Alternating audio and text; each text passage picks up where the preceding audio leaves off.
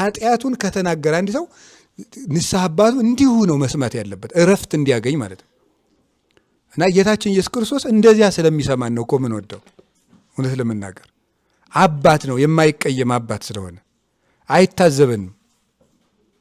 እንዲሁ አሁን እግዚአብሔር ያሳያችሁ ክርስቶስ ያመልክታችሁ ሰው ቢሆን እግዚአብሔር እንደ ሰው አርጎ የሚሰማ ቢሆን እንዲሁ ቢበዛ ከ3 ቀን በላይ የዘወትር ጸሎት የሚያደርሰው አለ። አሁን ዛሬ የሆነች ነገር አጥፍተን ደግሞ አሁን ስምካል ደግሞ ትናንት ነገ አጥፍተን ደግሞ ሕዝብ ሰማያት ይትቀደስ ስምካል እዚያኛው ደግሞ አጥፍተን አቡነ ሕዝብ ሰማያት ሰውማ ከሆነ አታፍሩም ይለናል። ክርስቶስ ግን ስለማይለን ነው ምን ወደው ስለማይለን ሁሉ ነገም እጅ አባታችን ወይ ይለዋል። ይታዘበኛል አለልም አላፍርም በሱ ፊት እሱ ምክንያቱም እሱ አባታችን ስለሆነ ማለት ነው። እግዚአብሔር አባት ነው የሚባለው ልጅ በአባቱ ፊት አያፍርም፣ ልጅ በእናቱ ፊት አያፍርም። እርቃኑን ይመጣል በእናት አባቱ ፊት። እናት ሁልጊዜ እርቃኑን የምታውቀው ልጅ ከእንግዳ ፊት እርቃኑን ሲመጣ ሂድ ለብሰና ይሄ ብላ ትሰደዋለች። በእሷማ ነውር የለውም። እና እግዚአብሔር ፍጹም አባት ነው ባሕረ ምሕረት ነው የሚባለው ልጅ ነው። እግዚአብሔር ኃያል ወመስተአግስ የሚለውን አባቶቻችን መዝሙረ ዳዊት ሲተረጉሙ እግዚአብሔር ኃያል ነው ታጋሽ ነው። ሰው ኃይል ቢኖረው ታጋሽ አይደለም፣ ትዕግስት ቢኖረው ኃይል የለውም ይላሉ። እግዚአብሔር ግን ኃያል ነው ግን ታጋሽ ነው። እግዚአብሔር ጻድቅ ወኄር ይላል። እግዚአብሔር እውነተኛ ነው፣ ቸር ነው። አንድምታችን ሰው እውነተኛ ሲሆን ቸር አይደለም፣ ቸር ሲሆን እውነተኛ አይደለም። እግዚአብሔር ግን እውነተኛ ነው ደግሞ ቸር ነው። የተማርነው የምናመልከው እግዚአብሔር እንደዚያ ነው። እና ቢቻለን ሰውን ወጉን በተፈጥሮው መስማት እና በጣም ተረጋግቶ ሁሉ ማዳመጥ። ስለምንፈርድ አያስችለንም፣ በጣም ነው የማያስችለን። በጣም ማለት እንደዚህ ማከክ ማለት በጣም ያልተረጋጋች ነፍስ ያለውና ወይም ደግሞ ትዕቢተኛ ልብ ያለው እኔ ትክክል ብሎ የሚያስብ ሰው ነው እንደዛ የሚለው።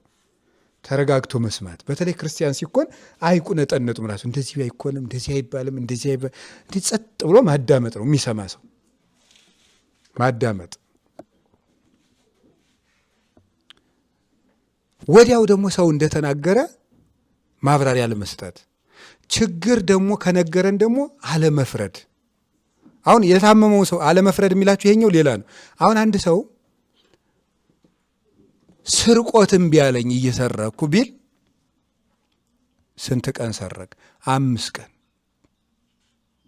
ይሄ ከባድ ነው። ይሄ ከባድ ይሄ ከባድ አይባልም። ከብዶኛል ብሎ መስሎኝ የመጣ ሰውየው ሌባ ሁኜ መውጣት አቅቶኝ ብሎ መስሎኝ የመጣ ሰውየው ከዛ የሚባል ከባድ ነው፣ አስቸጋሪ ነው። አስብበት አለ የሚባለው። እረዳሃለሁ ወደህ አይደለም ተብሎ ነው የሚጀመረው። ከዛ በሱ ቦታ ቁመን ስናወጋው መረጋጋት ይጀምራል። ሰው እኮ አሁን ዛሬ ለወንድሙ ለእህቱ ገመናውን ማካፈል የተወ ለዚህ ነው። ቶሎ ብለን ወደ ፍርድ እንሄዳለን። አይከባድ ነው እንዴ አንተ በዚህ ዕድሜ ይሄን የምትሰራበት አይደለም አይባልም። እሱም እንዳልሆነ ያውቀዋል፣ መውጣት አቅቶት ነው እንጂ የሚባለው እንዴት ነው? እረዳሃለሁ። ሁላችንም በእንዲህ አይነት ነገር ውስጥ አለን ተብሎ ነው የሚጀምረው። ከዚያ በኋላ ይሄ ነገር ግን መጨረሻ ላይ እንዲህ ይከተናል። ደግሞ ይሄንን ብናገኝ ደግሞ እንዲህ ብናደርግ እንዲህ በረከት እናገኛለን። ይሄን እያደረግን መቀጠላችን ግን ደግሞ እንዲህ ያደርገናል። እኔ ራሴ በሚገርም እንዲህ አይነት ችግር አለብኝ፣ ስለዚህ እኔም አብሬ እየጣርኩ ነው። ስለዚህ አብረን እንዲህ ብንል ጥሩ ነው፣ መፍትሄ ደግሞ እንደዚህ ነው፣ ደግሞ እንዲህ ካለ መጽሐፍ ብናነብ ጥሩ ነው ብዬ አስባለሁ ተብሎ ነው እንጂ ፈርደን ስለምንጀምር መጀመሪያ መፍትሄውንም ሰውየውም አይቀበለውም ማለት ነው። እና መርዳትን ምህረት ይቀድማታል። ምህረት ያልቀደመው እርዳታ እሾሃው መውጋት ነው።